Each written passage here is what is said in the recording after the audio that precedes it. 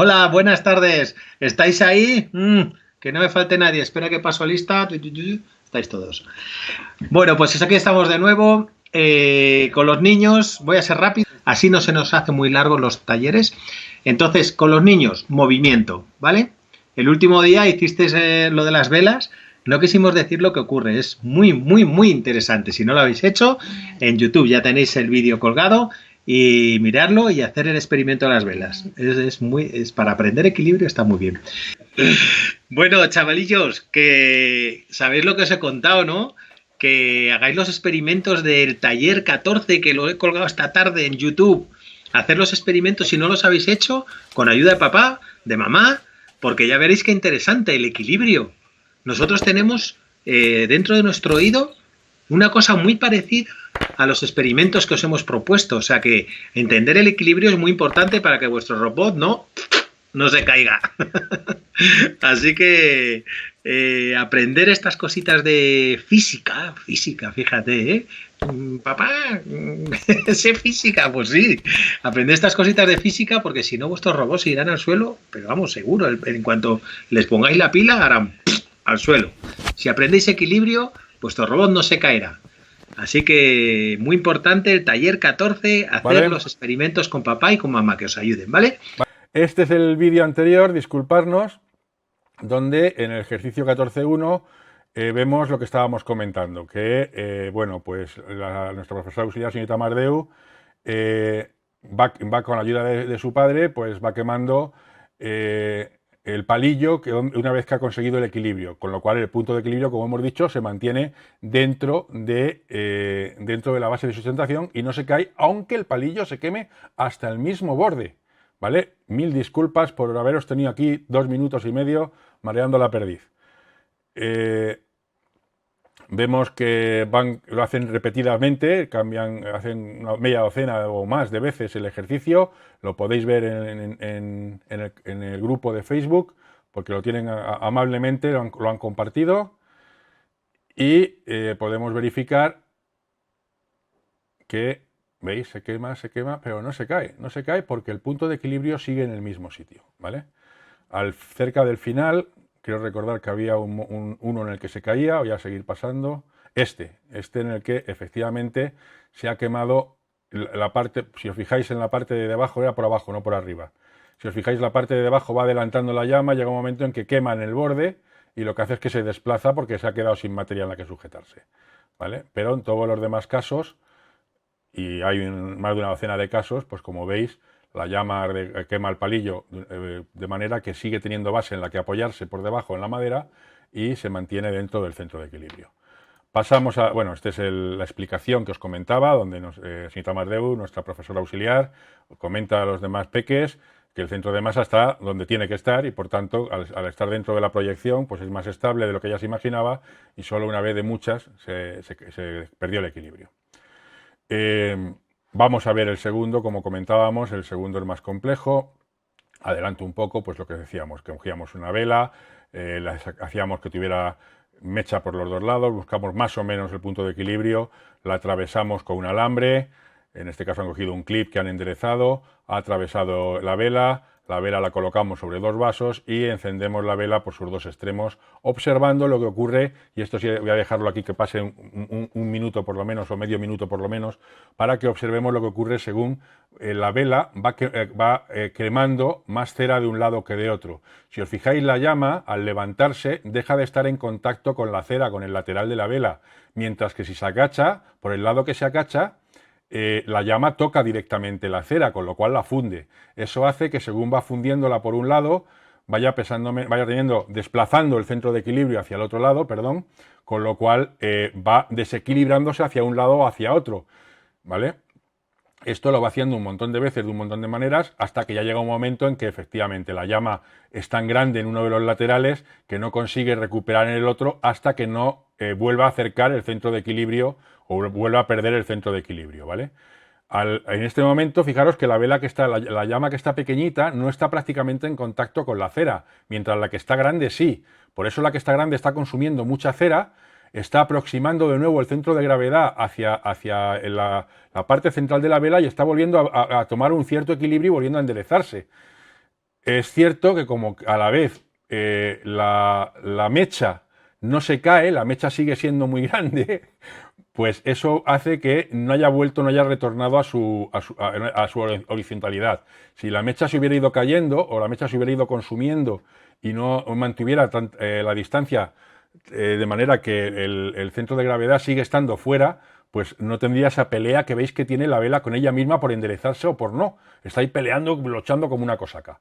Bueno, el resultado, cuando la candela, la vela para los que estemos en otros países, aumenta la de llama, va moviendo el centro de masa, el centro de gravedad en este caso, cuando cae más cera de un lado que de otro. Agradecemos muchísimo a nuestra profesora auxiliar, la señorita Mardeu, el habernos ayudado a mostrar a los peques la resolución de los ejercicios del viernes, del último taller, y vamos a empezar ya a meternos en faena. Preparad vuestras libretas porque hoy vamos a ver muchas cosas con experimentos muy importantes y muy difíciles e interesantes, pero imprescindibles para que nuestro robot pueda desplazarse con seguridad y sin que se caiga o nos lo tire otro robot. Vamos a ver la transmisión del movimiento. Esto lo sabemos, esto se llama el principio de la dinámica de Newton, el primer principio de la dinámica de Newton, pero realmente lo sabemos. Si nosotros cogemos una pelota y la ponemos en la parte de arriba de una cuesta y la soltamos, la velocidad aumenta, por tanto el movimiento va acelerándose. Todo el mundo sabemos que si soltamos una pelota quieta en una rampa, cuando llega abajo llega en bala, llega a toda velocidad. Sin embargo, si la empujamos desde abajo hacia arriba, va cada vez más despacio. Según la empujemos irá con fuerza y según va subiendo va parándose. Mientras que si la empujamos en horizontal, en un suelo, en un sitio donde no haya desnivel, pues hasta que se pare, más o menos, al final irá un poco más lento, pero más o menos su velocidad será constante, ¿vale? El movimiento lineal, el movimiento se transmite de manera que puede ser movimiento que acelere, que vaya más rápido, que decelere, que vaya más lento, o que se mantenga, que sea constante. Esos son los tres tipos de movimientos principales con los que tenemos que calcular cómo mover nuestro robot, ¿vale? Un ejemplo sobre cómo se mueve el movimiento, sobre cómo afecta a los objetos el movimiento, lo tenemos en los coches. Y nosotros, cuando arranca un coche, arrancamos a mucha velocidad, tiende a echarnos hacia atrás. El movimiento es pegarnos hacia atrás. ¿Por qué? Porque nuestro cuerpo estaba quieto. Como estaba quieto, tiende a seguir quieto. Al moverse el coche tiende a moverse hacia adelante, movimiento acelerado, pero nuestro cuerpo estaba quieto. Nuestro cuerpo no hemos echado a correr dentro del coche. Por tanto, tenemos un movimiento que bueno, pues se contrarresta en parte al movimiento del coche. Nosotros tendemos a quedarnos quietos porque estábamos quietos, con lo cual, como el coche se desplaza hacia adelante, el asiento nos golpea y nos empuja hacia el asiento, ¿vale? Al revés cuando frenamos. Si frenamos de golpe en el coche, esto no lo hagáis, ¿vale? Si lo hacéis con la bicicleta, que vuestros padres estén sujetando la bicicleta. Si frenamos de repente en la bicicleta, nos vamos hacia adelante. ¿Por qué? Porque nuestro cuerpo estaba acostumbrado a ir hacia adelante. Igual que antes estaba quieto, ahora estamos en marcha. Nuestro cuerpo está en marcha y de repente la bicicleta se para. ¿Qué intenta hacer nuestro cuerpo? Seguir en marcha. ¿Por qué? Porque intenta hacer lo último que estaba haciendo, ¿vale?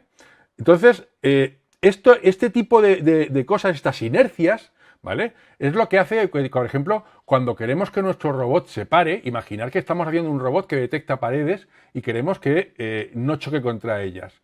Tenemos que tener en cuenta que necesita un tiempo para parar. ¿Por qué? Porque cuando le decimos que pare, él estaba andando, estaba en movimiento. Por tanto, lo que va a intentar es seguir en movimiento hasta que pare. Le va a costar un tiempo, ¿vale? Y lo mismo cuando le decimos que arranque.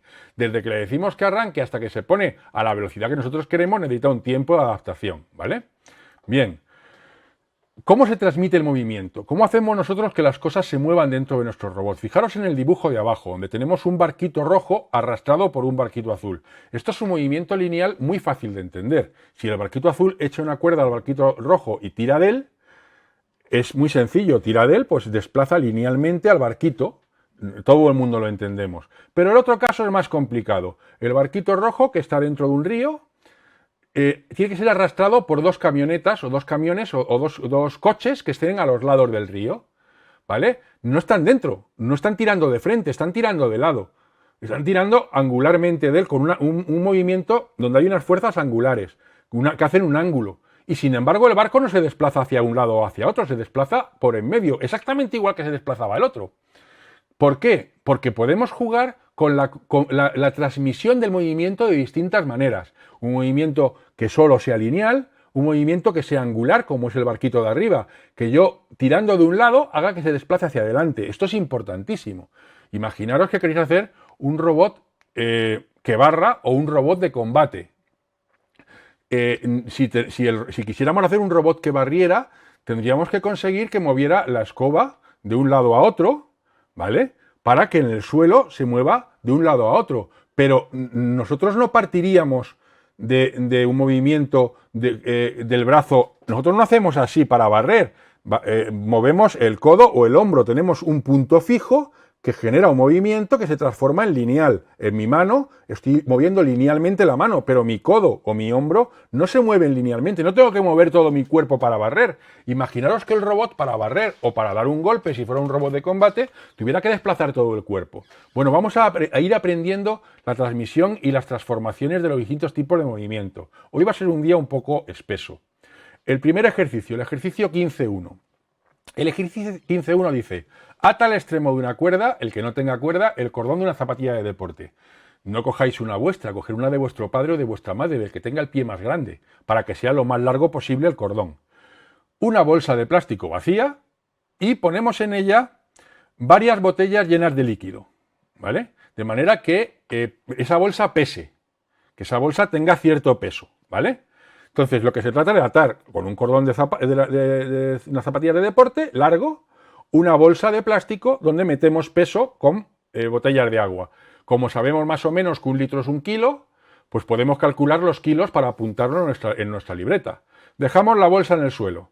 Y ahora nuestra madre o cualquier familiar nos mide 1 segundo. 1 segundo es lo que tardamos en decir 1 Mississippi. Cuando empecemos a oír la U de 1, empezamos a levantar con velocidad constante la bolsa. Y cuando llegue a la última pi de Mississippi, paramos. Tenemos que medir en 1 segundo cuánto hemos subido la bolsa. Cogemos la bolsa, decimos 1 Mississippi, la subimos. Con la regla del colegio, con la regla de medir en el colegio, o con 1 metro si nuestros padres tienen metro, medimos cuánto le hemos desplazado. Lo hacemos 3 o 4 veces y apuntamos la medida de todos para poder más o menos calcular la media, calcular cuánto se ha levantado en 1 segundo esa bolsa con ese peso. Continuamos con las explicaciones. Otro tipo de movimiento es el que produce la rueda. Hay muchos tipos de ruedas. Tenemos ruedas dentadas, ruedas de transporte, ruedas de polea y ruedas de pala principalmente, pero todas se componen de 3 partes. Lo que es la rueda, lo que es un eje central que la atraviesa y lo que es el soporte o armadura que la une al objeto que nos va a permitir usar la rueda, ¿vale? Vamos a ver más sobre ruedas. Las ruedas que nos facilitan el desplazamiento de objetos, fijaros cómo tiene su eje, tiene la propia rueda y tiene un soporte que lo sujeta, por ejemplo, una carretilla, un coche, una bicicleta. Ruedas que nos permiten obtener un movimiento rotatorio.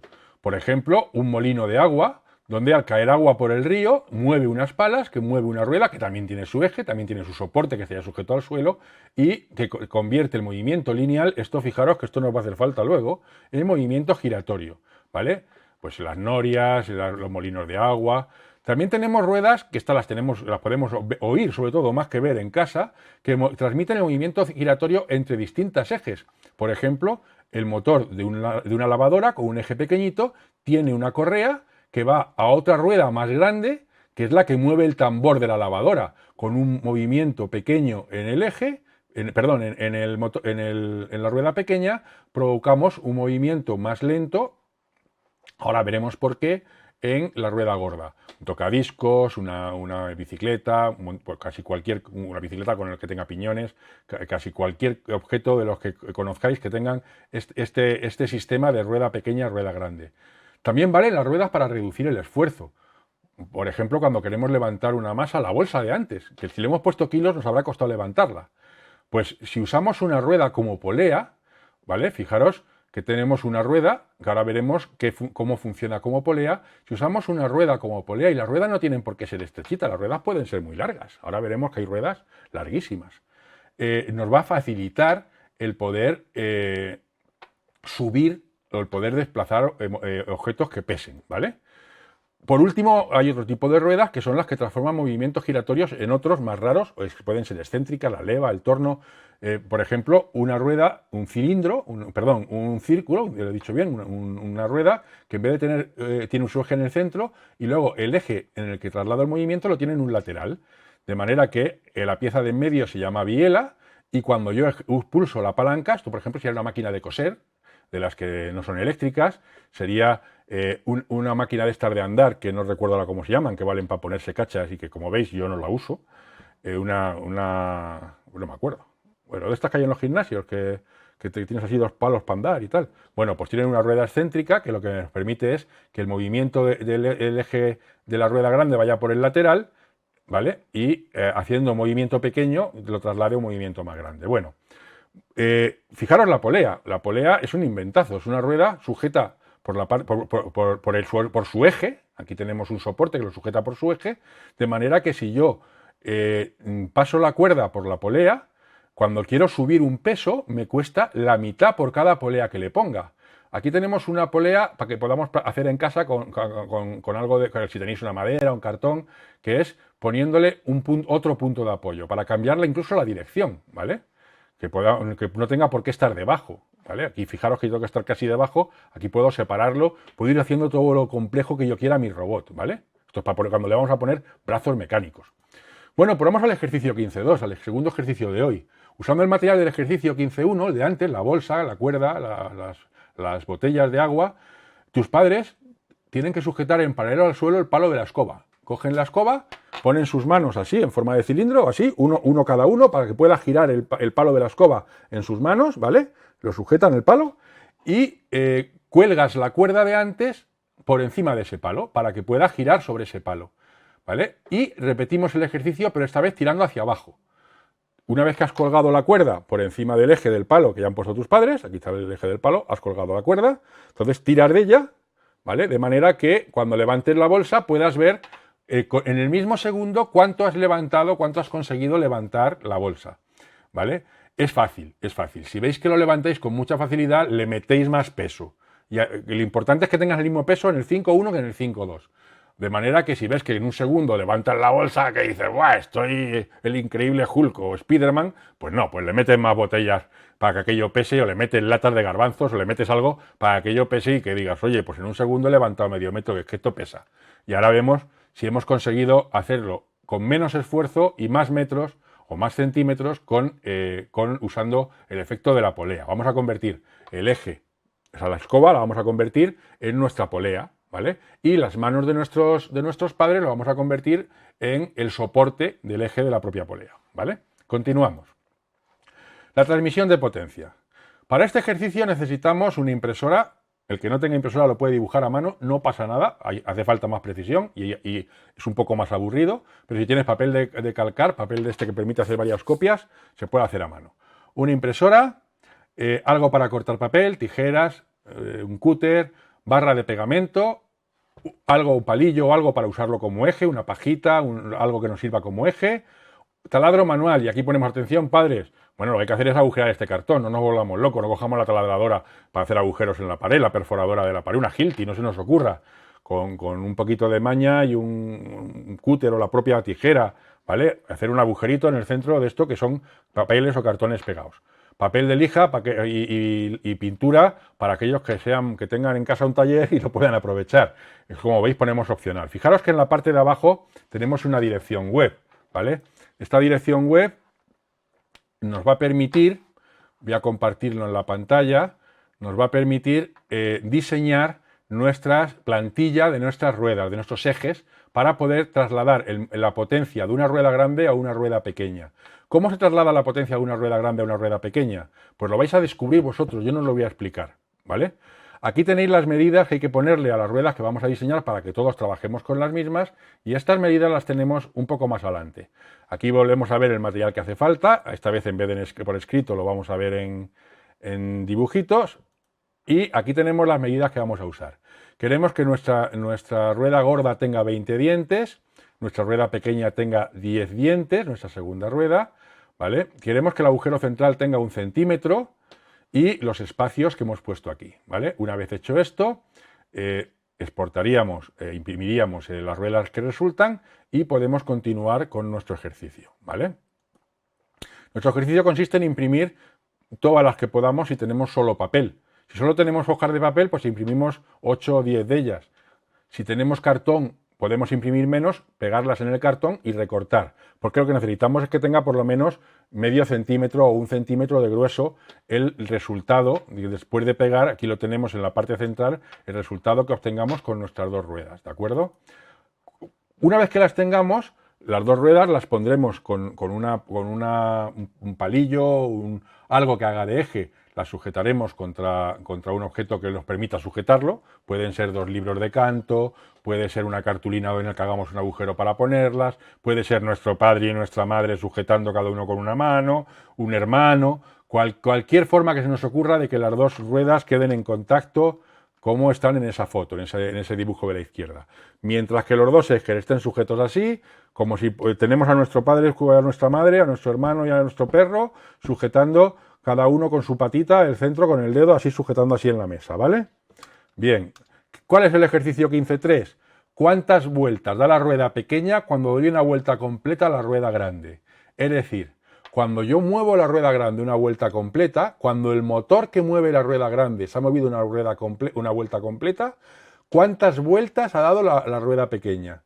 ¿Por qué? Porque a lo mejor descubrimos, no lo sé, a lo mejor descubrimos que si ponemos un motor en la rueda grande que dé una vuelta, podemos hacer que la rueda pequeña vaya más deprisa o más despacio, o al revés. Si ponemos el motor en la rueda pequeña, podemos hacer que la rueda grande vaya más deprisa o más despacio.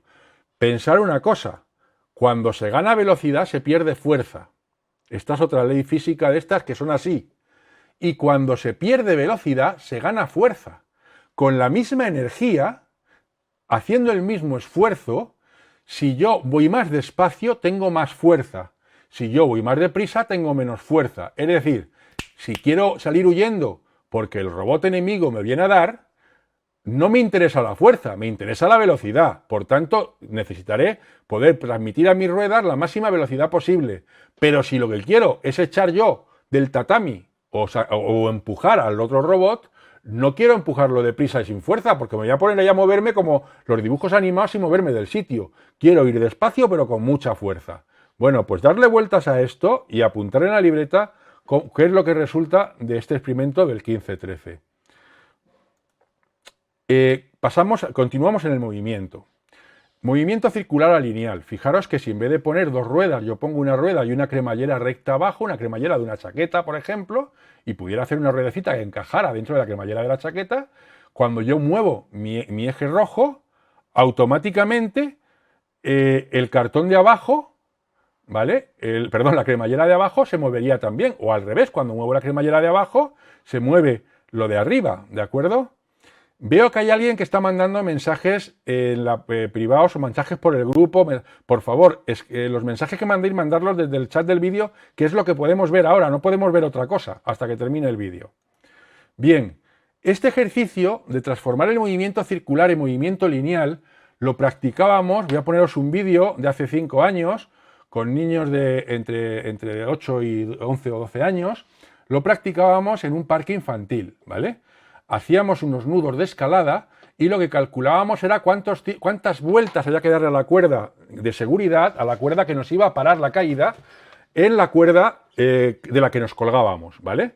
De manera que si calculo mal, termino en el suelo, porque no va a poder conmigo, el movimiento circular que se desarrolla sobre esa cuerda, cuando yo hago un movimiento lineal hacia abajo, cuando mi cuerpo cae recto, esa cuerda tiene que girar, atarse sobre la cuerda vertical. Entonces, ese cálculo hace que nuestro culo no llegue al suelo. Esto es un timelapse de esto que va muy deprisa, pero fijaros que colgamos niños y niñas como si fueran chorizos de unas cuerdas y no llegan a tocar el culo al suelo. Están colgados, fijaros sus brazos que no tocan el suelo. Cuando llegue el buen tiempo, podéis montar un equipo de escalada de estos. Aquí, como veis, por cada niño hay un padre, si no hay niño. Aquí todos los niños vienen con sus padres y hacemos ese tipo de cosas antes de poder plantearnos hacer que un robot, por ejemplo, golpee, avance o tenga un brazo robótico, ¿vale? Bien, ¿Cómo lo vamos a hacer nosotros ahora? Pues primero vamos a entender cómo se hace. Fijaros que esta es la cuerda que cae, la cuerda roja, ¿vale? Y nosotros queremos que, cayendo al lado de la cuerda roja, la cuerda azul que cae al lado, fijaros que está aquí al lado, cayendo al lado de la cuerda roja, a través de las vueltas que da la azul sobre la roja, nos frene, ¿vale? A ver, con cuerdas que sean que haya más o menos 3 milímetros de diferencia entre una y otra, estas son cuentas que le valen a vuestros padres. Vosotros de momento no las vais a usar, ¿vale? Pero sí que sepamos que cuantas más vueltas le demos, más kilos aguanta, ¿vale? Por cada 2 vueltas más que demos, más o menos aumentamos 50 kilos, ¿vale? Vamos a coger nuestra cuerda de calcetines, de zapatillas de deporte de antes. Esta es de mis zapatillas de básquet, de cuando yo jugaba baloncesto. Estaba llena de polvo, también lo tengo que reconocer. Le hacemos un nudo en la punta, cogemos el palo de la escoba verticalmente, fijaros cómo rodeo con la cuerda el nudo el palo de la escoba. A continuación paso por el centro del lazo, paso el resto del nudo, de manera que queda, como veis en la figura central, y una vez que yo me cuelgue, ¿vale?, podré comprobar lo que nos vamos a pedir en este ejercicio. Lo siguiente que haremos es hacer 2 pasadas, ¿vale? 3, y así iremos haciendo sucesivas pasadas, de manera que cuando yo verticalmente me cuelgue sobre esta cuerda, mientras que mi padre o mi madre sujeta verticalmente la escoba, pues vea si me desplazo o no me desplazo, que ese es el ejercicio 15-4. ¿Cuántas vueltas has necesitado alrededor del palo de la escoba para que la cuerda no se desplazara hacia abajo al colgar tu peso de ella?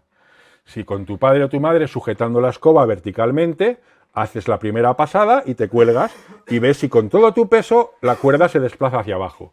¿Que se desplaza hacia abajo? Le das otra vuelta. ¿Cuántas vueltas necesitas darle a la cuerda para que te quedes colgada como un choricillo o colgado como un choricillo y no se mueva nada el palo de la escoba? Una vez que lo has hecho, entonces viene la parte buena, que es para que no se mueva con el peso de tu padre. Ahora eres tú el que sujetas o la que sujetas la escoba y es tu padre el que se cuelga como un chorizo. Y hay que conseguir que su culo no llegue al suelo. Así que, a ver cómo lo hacéis, vale reírse, vale hacerlo en familia y vale divertirse haciéndolo, porque después hay que hacer la prueba con todos los miembros de la familia, incluido animales de compañía, para ver, luego apuntándolo en el cuaderno, poder hacer la comparativa de con cuántas vueltas hemos necesitado. Con eso tendremos una proporción en nuestra cabeza, tendremos una relación en nuestra cabeza del esfuerzo que hace falta y de las cosas de las que nos podemos ayudar, como es esto de convertir el movimiento vertical, el movimiento vertical en horizontal, como son las poleas, para que nuestro robot tenga más fuerza, tenga más velocidad, tenga mayor resistencia, tenga una serie de elementos que nos van a hacer falta. Jolín, el tute que hemos tomado hoy. Ahora sí ya, como en las bodas, nos despedimos. Hasta luego. Chao.